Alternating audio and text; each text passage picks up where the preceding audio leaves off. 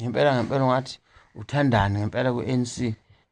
Uvuka ngobumnyama, ulala ngobumnyama, ubuya emsebenzini ugesi awukho, amanzi awekho, uyamuka. Nasemini sungekho.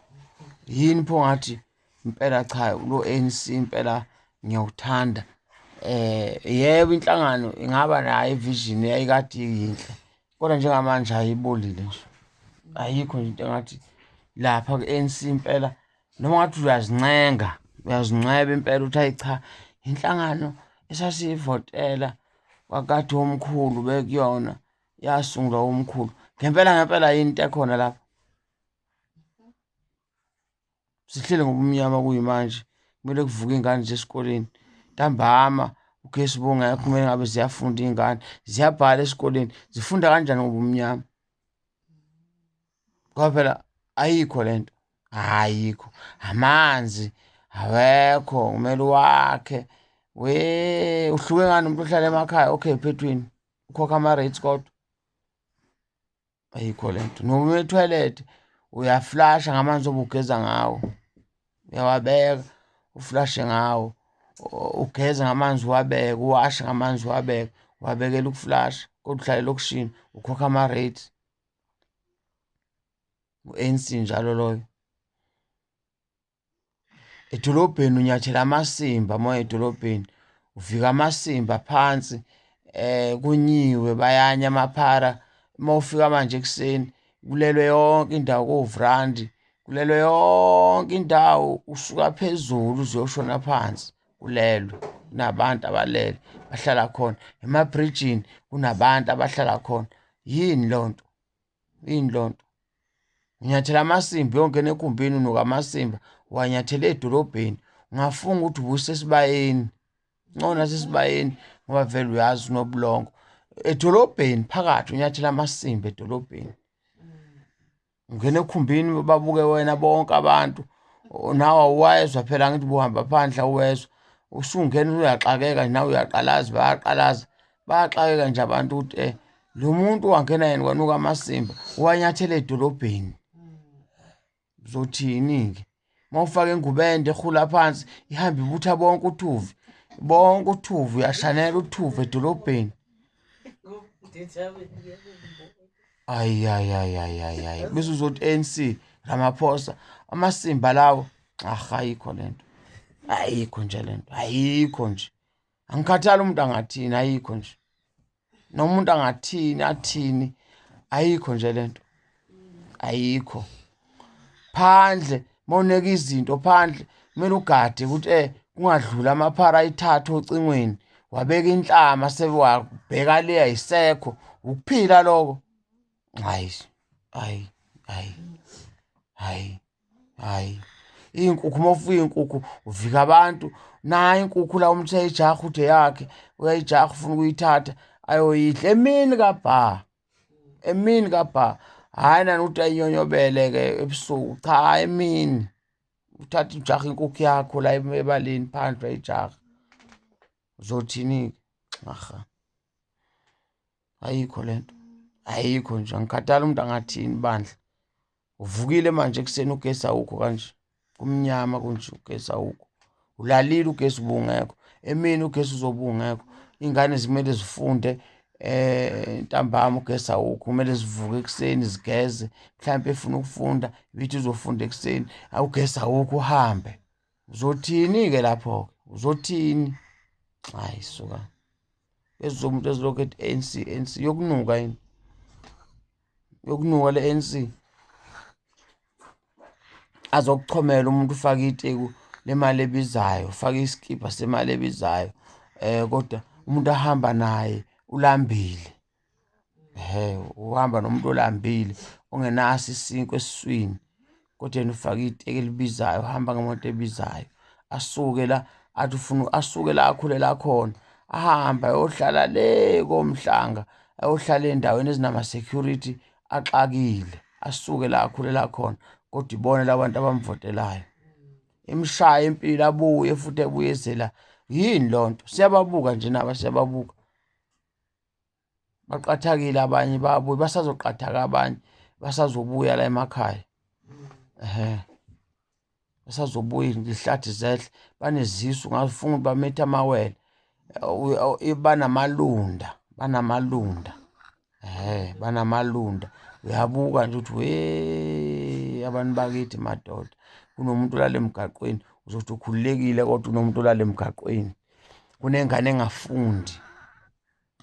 engafundi mawuthi uyabuza kuthiwa ayinawo amadokhumenti kodwa unina ula eSouth Africa akuhlupheka ingane-ke ngonina owayizalela la eSouth Africa akwenzeke njani ngengane ezokhula ibe yiphari ibe yisigebengu kusasa le ngane enganadokhumenti igcwele ilokishi zehla ziyenyuka emini iy'ngane ayikho lento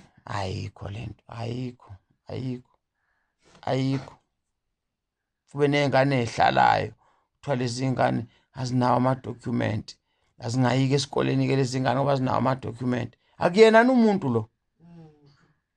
umuntu lo ngephepha elishodayo akangafundi-ke yena-ke kusasa lo muntu abe yisigebengu-ke engafundanga engakwazi ukwenza lutho asebenze ukubamba wena uzosebenza ukubamba wena ngoba wamvimbela ukuthi aye esikoleni engabe wafunda-ke okungenani-ke agcineke sezilungiseleleke yena-ke ngoba phela abazali bakhe bahluleka umlungisela agcine sezilungisela akekho nendaba izwe lonke kunamakhansela awanandaba we-ANC ayehla enyuka abambe imihlangano ongazi ukuthi isiza bande emhlangano kube konakele umuntu la ehlala khona umuntu wehla wenyuka nemhlangano ongazi imhlangano ithini engenama-solution imhlangano nawe then umhlangano kuyahlanganwa awazi kuhlanganela ukwenzakaleni konakele akukho okulungiswayo kunengane kamakhelwane ayifundi ikhona la yazalelwa la uyamazi unina washona ngokuthi-ke unina akwashona akekho ungayithathela ipasi i-ID certificate ayingafundi-ke ingane-ke bezothi umuntu viva ANC yokunuka hayi kahleni nina hayi kahleni mani hayi kahleni mina nje ngikhathele nje hayi khathele nje lento khathele hlangane ney'ngane azifundi awuyile ngane mntanami esikoleni ngaxoshwa kuthiwa i-certificate anginaso kwenziwe njani-ke ingane ayizithathele i-certificate ingane ayizibulale ngokuthi isitifiketi ayinaso akekho nothintekayo emazi umzali wale ngane ukuthi ameka cha ngiyamazi unini okungenani-ke uzinikeleke uyithathe ngento zakho uthe yakho kulungile khona ingane izofunda iyoshintsha uma isishintsha ngelinye ilanga akekho nje okhathazekayo ayikho le sihleli ngobumnyama nakho sihleli ngobumnyama endlini gesa ukho silala ungekho emini bungekho kodwa ingane izoqhama sekuthiwa ziphaseni ingane zingafundi zingatatishi ziphaseni ayikho le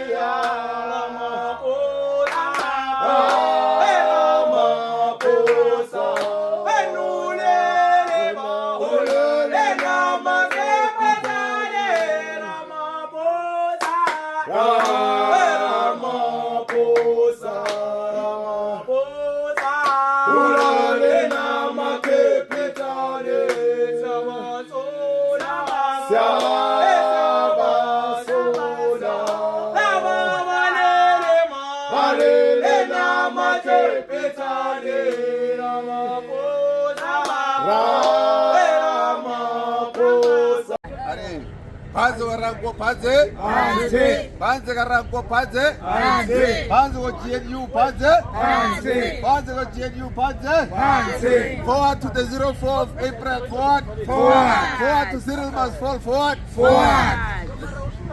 Yes.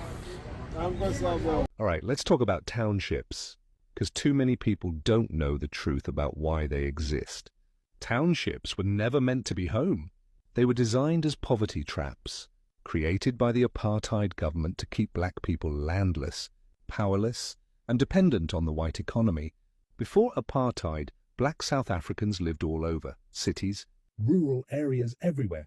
But the white government saw a problem. They didn't want black people in their cities, but they still needed them to work in their mines, their homes, their factories. So what did they do? They created townships. These were placed far from economic centers, meaning black workers had to travel long, expensive distances just to make a living. But that was part of the plan to make sure you spent most of your money just trying to survive. Every detail of a township was designed to keep black people down. Tiny, overcrowded houses because they didn't want you to have space to grow. Poor infrastructure, no investment in schools, hospitals or businesses keeping you in survival mode. Surrounded by industrial zones, because they didn't care if your children grew up breathing polluted air, far from economic hubs, so that even after working the whole day, you'd be too tired to think about your future. Townships were never built for prosperity. They were built as labor camps where black people could be controlled. And today, the effects are still there. Crime, unemployment, no generational wealth. Some of us think townships are cool, that they're better than rural areas. But let me tell you something, owning rural land is real power. In a township, you're boxed in, your future is limited. But land gives you freedom. You can farm, you can build, you can pass something down to your children, you can create wealth. So let's wake up. Townships are not a blessing. They were a tool of oppression, and we need to start thinking beyond them if we ever want to break free. The real power? It's in the land. I come from Zimbabwe, all the way from Zimbabwe to stand with my prophet. Now here in South Africa, I have a 7-roomed house staying for free because of this God of Major One. Yes. This time around is fire to fire. God must kill our enemies. No more stories. Yes.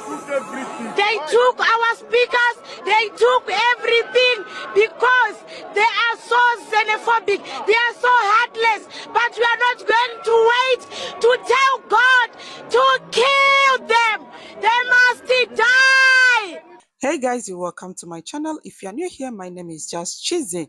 So guys, this is actually one of the most annoying videos I've ever come across. Guys, the reason why I try to react on videos like this isn't because I want to create issues or I want to create problems between countries, right? The reason why I upload videos like this is for us to see the truth. For those of us that are always busy saying cho all the time, especially when it has to do with South Africa.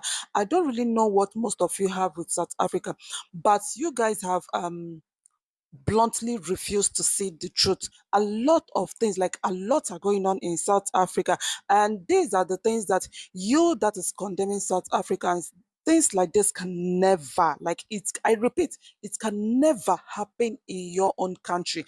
No foreigner can ever do this kind of thing in your own country and go scot-free.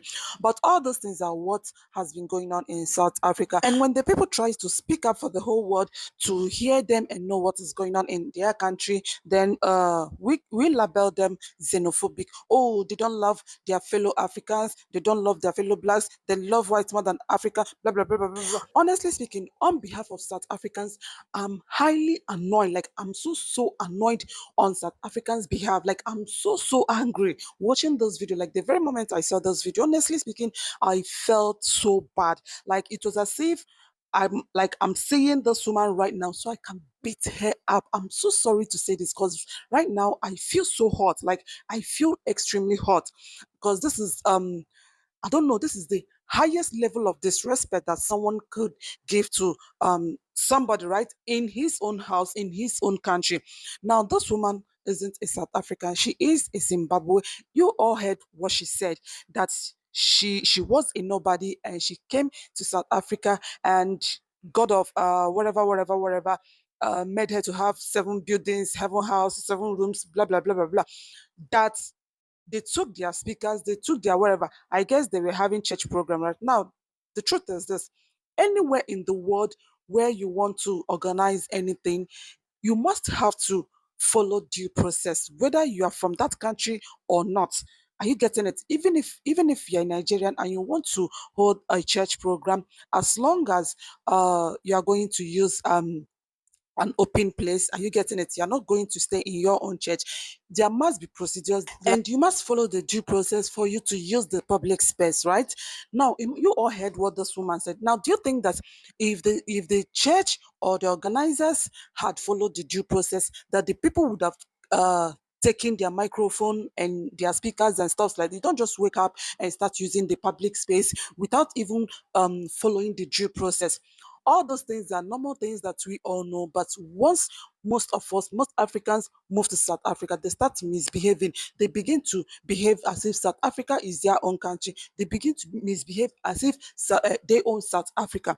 Things like this are so wrong. It's so annoying. Like I'm not even a South Africa, but right now We don't go to another country to bring democracy.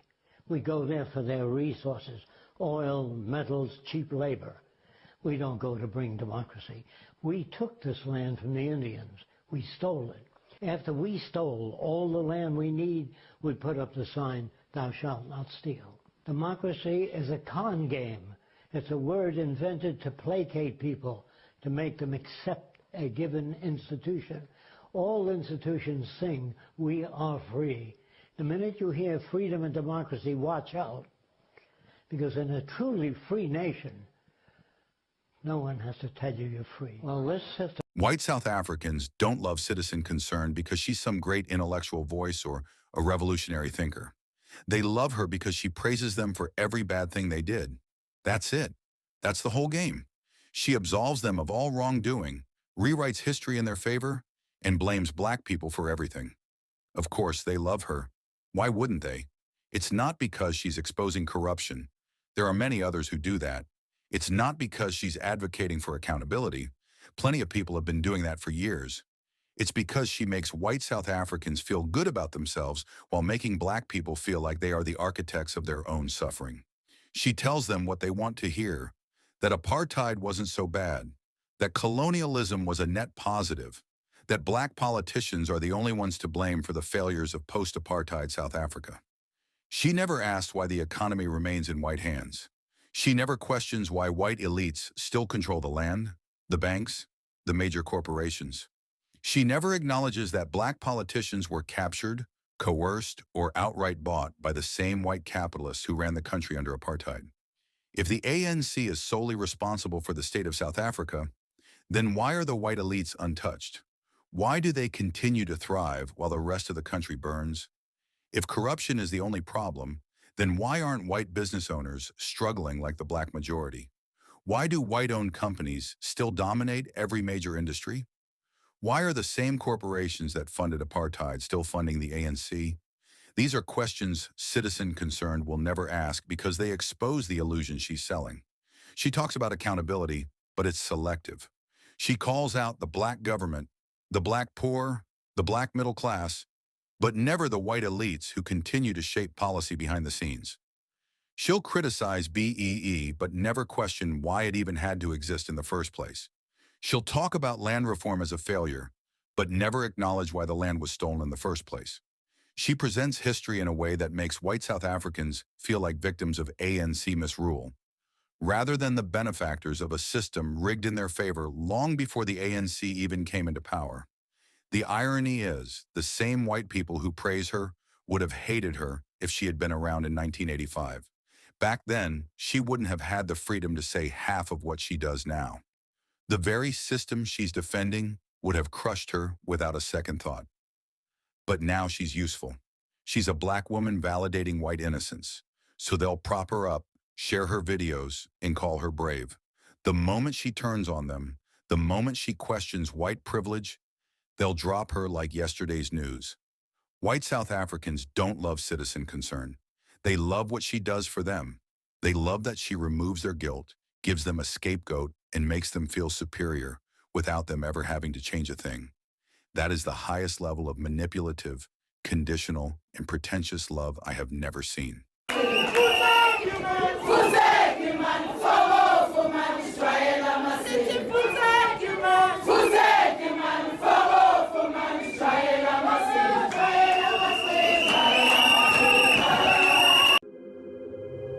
Ladies and gentlemen, this is Intervlog.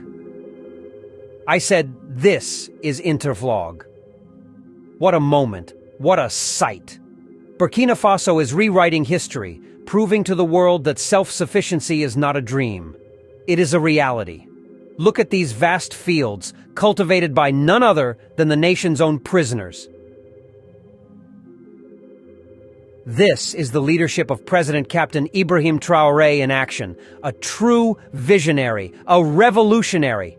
While some African nations are crying over the withdrawal of USAID, Burkina Faso is standing tall, harvesting its biggest yield ever. And who made this possible? The prisoners. Yes, under the brilliant leadership of Captain Ibrahim Traoré, Burkina Faso has turned its correctional institutions into centers of agricultural revolution.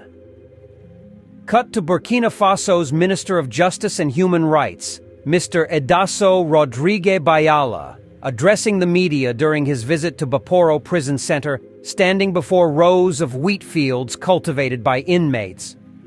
Bayala said, "This is the first time that the center has been at this level of production since its creation.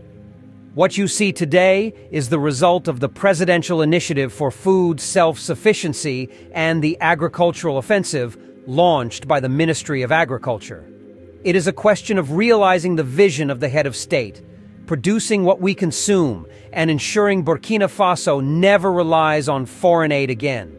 Cut back to the speaker, eyes wide with excitement, shaking his head in admiration. "My people, do you hear that? The first time in history. Thanks to the bold and strategic decision of Captain Ibrahim Traoré, prisoners are not just sitting idle behind bars. No, they are working. They are cultivating.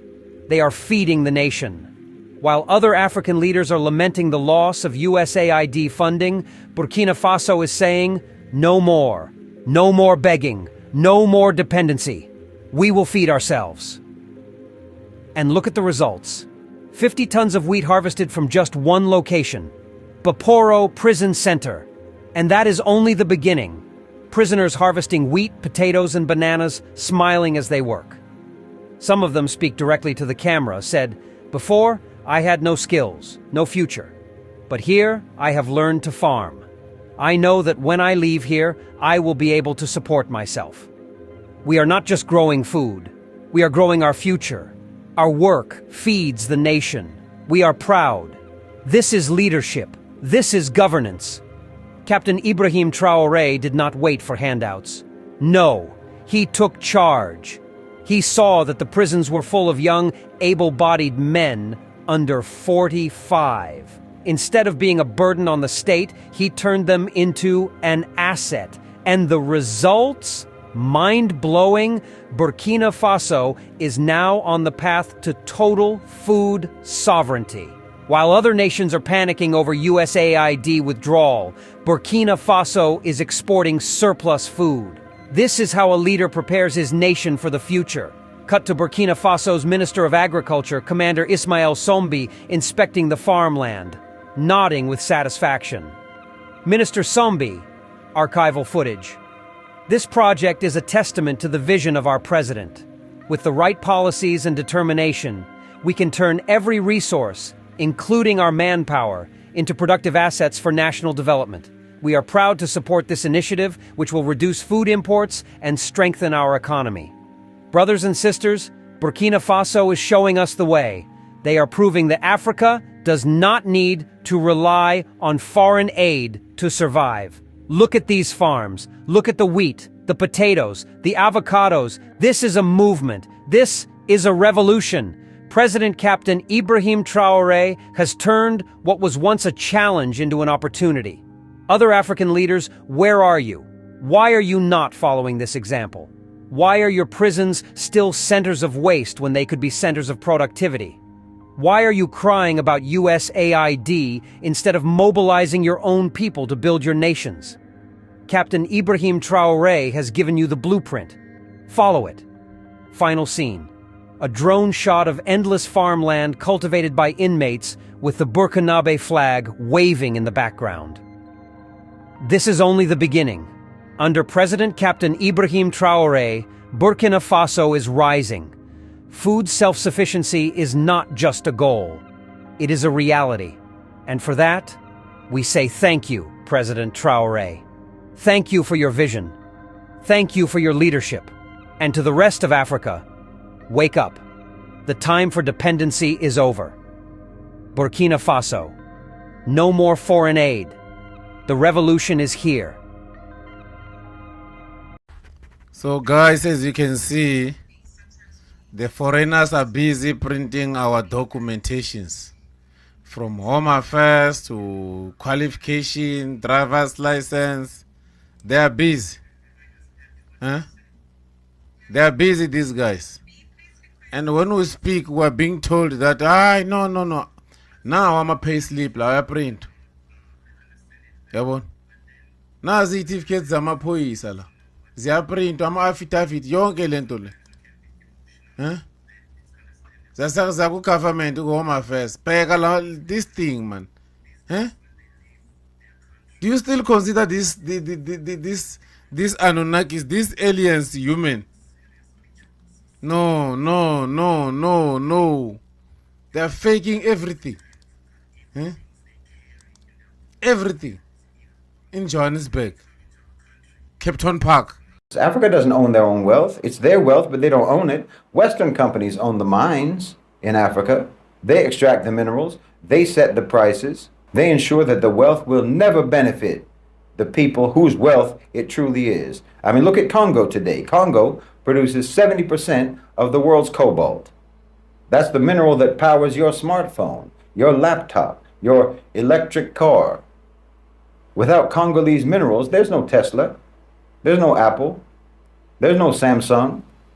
Yet the people of Congo remain among the poorest people in the world. Why? Because their wealth is not theirs. It's stolen by Western corporations, by Western companies. The system is kept in place through war. The West doesn't want a stable and independent Congo. That's why they fund proxy wars, why they support rebel groups like M23. They use other African governments like Rwanda and Uganda to do their bidding, to keep Congo weak so that the wealth remains available for plunder. Wallahi, this is a grotesque injustice. It's a grotesque injustice that disgraces the whole world. Congo is a bleeding, open, gaping wound on this earth. Understand this, Africa will never be free until Congo is free. No matter how well any individual African country does, the continent as a whole will remain wounded, mortally wounded, so long as Congo is being plundered. Please understand. South Africans, I just want to talk to you about the country that we're living in, called South Africa. South Africa is not a sovereign country as we think. Remember, back in 1994, we were liberated. That's what they say to us. But it was never a true liberation. The fact is this. South Africa is a corporation. As I've said, it's not a sovereign country. It's a cooperative corporation. In other words, South Africa, it's a company. It has been registered, or it's registered under the Commonwealth. Actually, it has been registered twice under US and under UK as a Republic of South African Inc. Incorporation, in other words. Meaning that this country has got a CK number. You know, when you register a company through CIPC, you will get a CK number for your company. In this case, South Africa has got a CIK number to prove that it is a company, not a sovereign country. It's just the politicians, they have never told you the truth, and they will never tell you the truth. I'm talking about the ruling party ANC, I'm talking about the DA, I'm talking about the EFF. It's a company, it's a co-op with the shareholders. Guess who are the shareholders of this co-op corporation called South Africa, Republic of South Africa Inc.? Amongst them, I can mention Rockefeller and Rothschild from the United States of America, from UK. In South Africa, we can count Oppenham and Rupert. We can count Cyril Matamela Ramaphosa. We can count Julius Malema. We can count Johnston Hazen. We can count Bill Gates. You know, we can count even Mutsepe. The list, we can count Pevin Gordon. The list goes on. What I'm trying to say, this is not a country, guys. It's someone's company. It's someone's property. Hence, things are like this in this country. When will be the real or the true liberation of this country? The current organizations that are claiming to stand for us, they are not standing for us. They are here to protect the company of the elite, the interests of the elite, the interests of their bosses, the interests of the Illuminati, in other words. So I want you to open your mind today and know that this is not a country. It's someone's company with shareholders. They are here to manipulate us. They are here to control us. To make sure that we don't come together, we don't stand in power and oppose them. Let me stop here for now. I'll come back to you again as KR Code 19. If you want to ask me anything, always remember 073 363 8287 073 363 8287 if you need any proof. But this is not a country, it's a company. Our liberation was never true. Our politicians, they know this truth, but they will never tell you. Thank you from KR Code 19. God bless you, South Africans. Love you all. Bye-bye. The United States believes that it can sanction South Africa into submission. They believe that they can dictate your policies. They believe that they can bully you into compliance. But in my opinion, they have miscalculated, and they have miscalculated badly. They believe that they hold all the power, but that's a lie. South Africa is not weak. And you shouldn't act like you are. You control critical minerals, resources without which their industries, their military, their so-called green energy transition, all of that will stall. If they want economic warfare, then let them know that without South Africa, their technological and military ambitions collapse. This isn't just empty rhetoric. This is reality. And sometimes you need to be told what reality is. What about South Africa's ports? I mean, do they think that the global trade routes that they depend on are untouchable, America? South Africa holds the key to vital shipping lanes. South Africa is a gateway to global trade. If America attempts to cripple you in South Africa, you remind them that you can disrupt their supply chains, you can forge new alliances throughout BRICS and throughout Africa, and you can make them feel the consequences of their aggression. Yes, you can. And to anyone in South Africa who says that you need their markets, you need their investments, and so on, dependency is a choice in 2025. You don't have to be shackled to that system, a system that was only ever designed to keep you weak. You have alternative partners today. You have natural wealth, alhamdulillah. You have the strength and you have the position to dictate your own economic future. Yes, you do. I'm telling you that this is America shooting in the air while they are retreating. If you stand up to them, they will stand down. Obviously, American sanctions aren't about justice, they're about control. That's always been the case. Their aid is not generosity, it's leverage. Always. They make that very clear. Their partnerships are not built on respect. They are built on the expectation that you will always remain subordinate. They think that you're going to sit back and let them try to cripple you. But I think you should prove them wrong. If they sanction your industries, nationalize theirs. If they try to isolate you, then you lead the charge in de-dollarization. If they try to break you, then forge stronger bonds with those who share your vision in the global south. This is radical realism. This is not idealism. This is not emotionalism. It's the simple, inescapable truth of power. The truth of power is that it must be met with power. So I would say to the people of South Africa, enough is enough. The time of compromise is over for everyone in the global south. The time for action has come. We have said, even as we acquire our land, we shall not deprive the white farmers of land completely. Every one of them is entitled to at least one farm, but they would want to continue to have more than one farm. More than one farm indeed. 15, 20, 35 farms, one person. These are not figures I am just getting out of my mind. They are real figures. So no farmer is being left without land.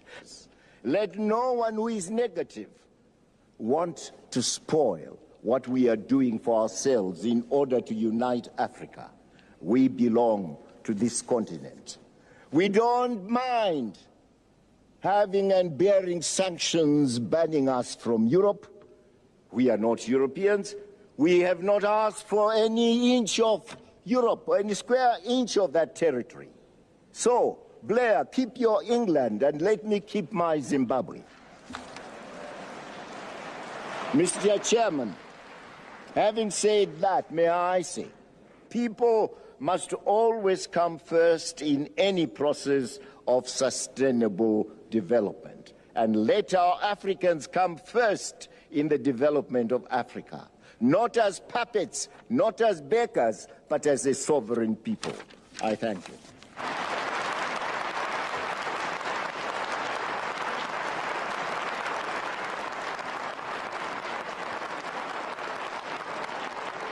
In fact, if we don't have land justice, every single other pillar will follow. And I've often said the best way to humble whiteness, which is very arrogant, is to take away land, which doesn't belong to us actually. But people cannot be economically viable.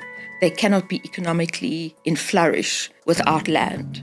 The dignity of the black child is dependent on land. Land is more than an economic entity. It speaks to the soul of a people. So that has to happen. And I mean, it's so disappointing that the ANC has been so reluctant to hand back land, but it tells us a lot. And I must say, just to speak about a personal experience, I was invited, strangely enough, to the ANC Land Summit in 2017, I think. And I was quite appalled at the level of discussion that took place there. They tended to bring in white experts. When we were finally writing critical papers, the scribes, once again, were whites. So the ANC accorded a lot of status to white people speaking about land, which is actually quite ridiculous because we are land thieves. So what I think in the discussion of land, and I've written about this, is that land return must happen without white people. The fact that there's consultation with white people, the land thieves, is ridiculous. A bold government would have just taken land back, actually. And all land, not only land for economic rights, but land for justice, to try and make right some of the historical abuse and genocide, really. Hey, lovely people, and particularly a quick word to my American friends who might be tempted to believe what Donald Trump is saying about South Africa, my home country, where I happen to be right now. Him and Elon Musk are racist twats who have no fucking idea what they're talking about. Because what they're doing is taking the word of a fringe racist group called AfriForum and other disaffected whites, disgruntled by the end of apartheid, feeling hard done by, and much like the Israelis, victimizing themselves when they are not victims at all. Bitching about how, you know, land redistribution is racist against whites. These are such ignorant provocateurs, and it's going to backfire on them.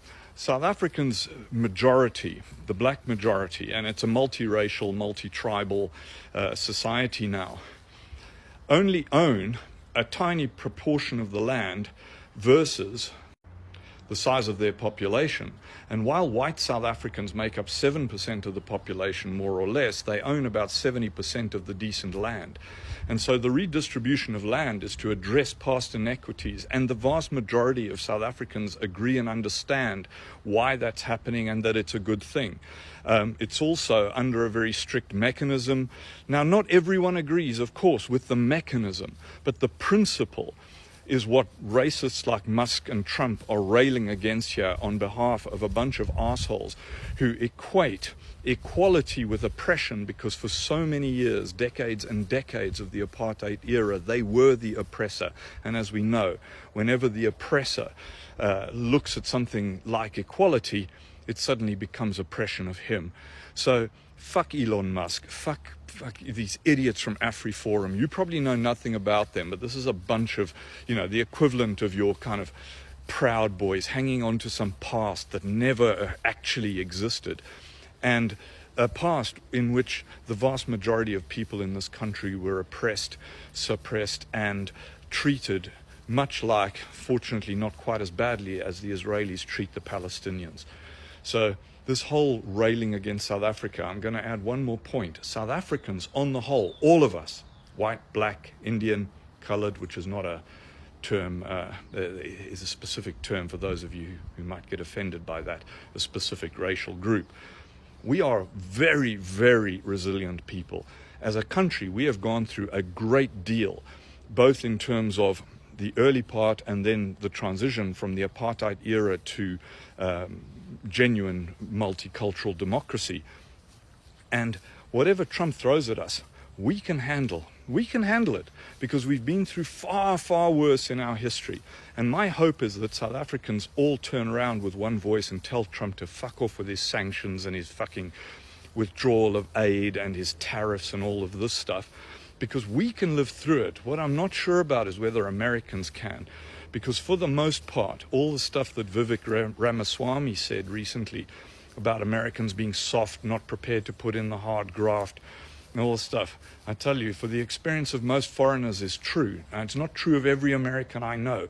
Some of them are the most hardworking, wonderful people in the world. But as a general principle, South Africans are far more resilient and able to withstand this kind of bullshit authoritarian pressure than any American population. So, to my fellow South Africans, let's stick this out. Let's stick up the middle finger to Trump and particularly to Elon Musk, because we know from his background that he left South Africa in the apartheid era and retains the racist bullshit that's motivating these people like Creel. And now that I'm in South Africa, I'm seeing their awesome, ridiculous tweets. Fuck those guys as well. They're the past. Most of us are the future, and it's a beautiful future.